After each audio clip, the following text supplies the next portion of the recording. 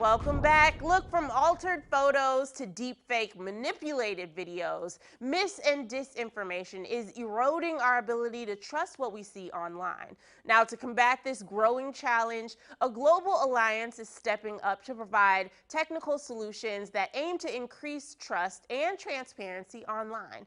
I spoke to the senior director of Adobe's Content Authenticity Initiative, Andy Parsons, to discuss the steps to solve the problem. Andy, thank you so much for being here. It's my pleasure. It's great to be here. Now, can you tell me, what is the Content Authenticity Initiative? So the Content Authenticity Initiative was founded by Adobe in 2019, initially with two key partners, the New York Times and Twitter. Since that time, it's grown to over 750 members, all aligned around an idea we call digital content provenance, which is, we think, the best countermeasure against disinformation and misinformation. And the idea is quite simple. It is to prove, using cryptography and sophisticated technological means, to prove and reveal to consumers what a piece of media is, who made it, if that's prudent to share, and how it may have been altered as it finds its way to your eyeballs on social media or website of your choosing. And we focus on three key areas to make this vision a reality. One is global international standards, so technology standards so that anyone can implement this at no charge. Second is to put these tools to work in the Adobe suite of tools, starting with Photoshop. There's a feature in Photoshop right now called Content Credentials, which will capture the kind of information I described. And third, and perhaps most importantly, is to work on a global advocacy and education campaign.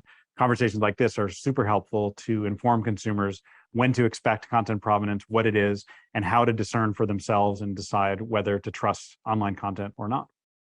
Yeah, let's talk a little bit about, why it's so important, especially in this, day and age, that we, make sure the content is verified and that it's not, not trustworthy and things like that.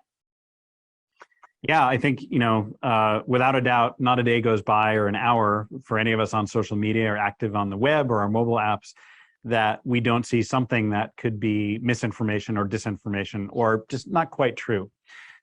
So it's critical now. You see this happening everywhere, notably in the tragic war that's unfolding in the Ukraine, deep fakes and even cheap fakes, which are unsophisticated manipulations of context or images or video.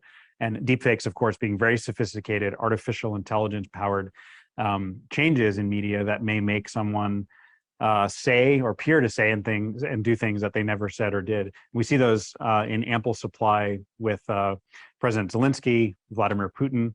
And we even see this in creative means. All deepfakes aren't bad. If you look at, for example, the Kendrick Lamar music video of recent notoriety, we see Kendrick transforming into various celebrities expressing different worldviews. It's incredible, and it's incredible that those tools can be used to express creativity and do amazing things. Those are things that used to be relegated to Hollywood special effects studios and millions of dollars in budget, and they're now available in the Adobe suite of tools, in many other tools, even for free in some cases. So what we're looking at is a way to expose transparency to consumers who are looking at media from the war, from news, from creative artists, so they can know without question what something is, how it was made, and in some cases, who made it. And that level of transparency, again, excuse me, puts the judgment of whether to trust something or not into the hands of the consumers, where we think it's most important.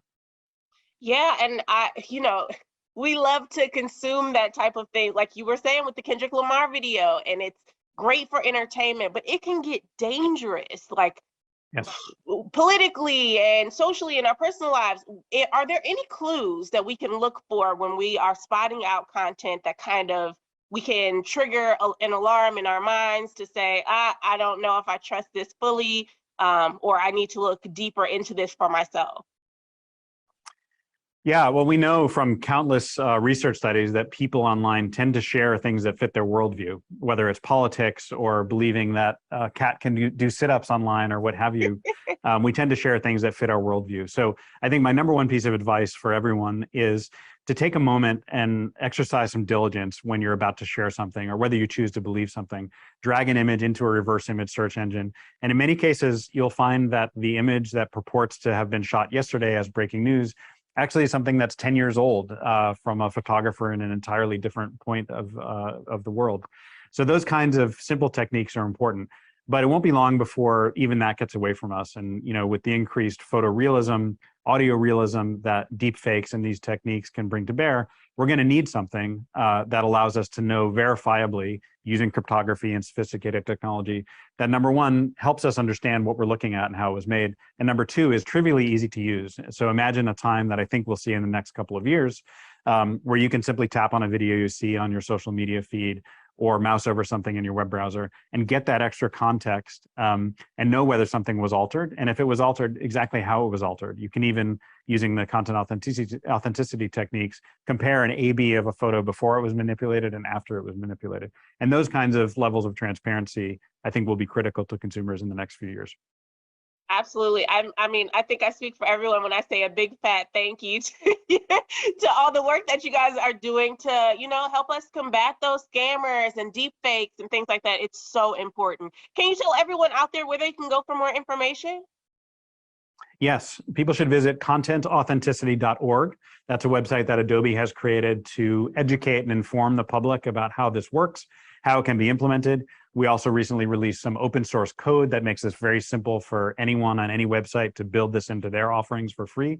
And moreover, more importantly, there are some real world examples so you can see what I described in action and make it more concrete and play with it yourselves, and see how content authenticity and the underlying technologies will make that transparency and judgment on the part of consumers a reality in the very near future. Love it. Thank you so much for being here with us, Andy. I really appreciate it. Thank you for the opportunity. I appreciate it as well.